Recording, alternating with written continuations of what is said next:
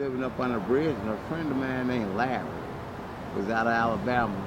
Told me, he said, Ed, the park rangers is getting ready to put us out of here. He said, I got a place for us to go. And I think it was 2001, end of 2001, going to, and we came over here. And there was a guy that was already here named Bill out of Arkansas.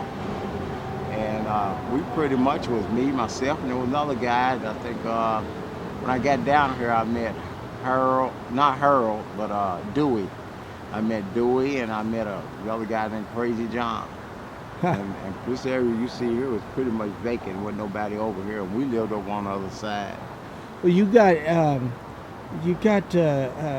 I've traveled a bit to a lot of the different tent cities, and you've got a pretty good structure here. Yeah. Pretty big. And how long have you been in this one location? Well, the first structure I built was had to tear it down because there's a wing pipe going down through there. It was a little bit better than this one. Well, I think because I didn't have that much material, so I used the oak posts that I had and rebuilt. And that's what I came up with, this right here. And this is the back here. And I'm pretty sure, I don't know how close windows gonna get those all other places up for people. They're gonna bring them in for people. But when I leave, I'm hoping I can leave here.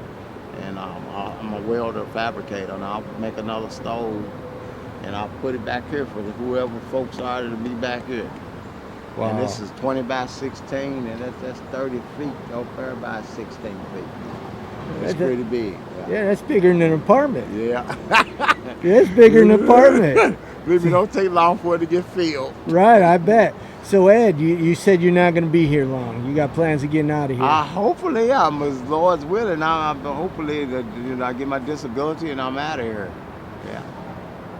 Yeah, I'll never get back to doing with a light switch on the door.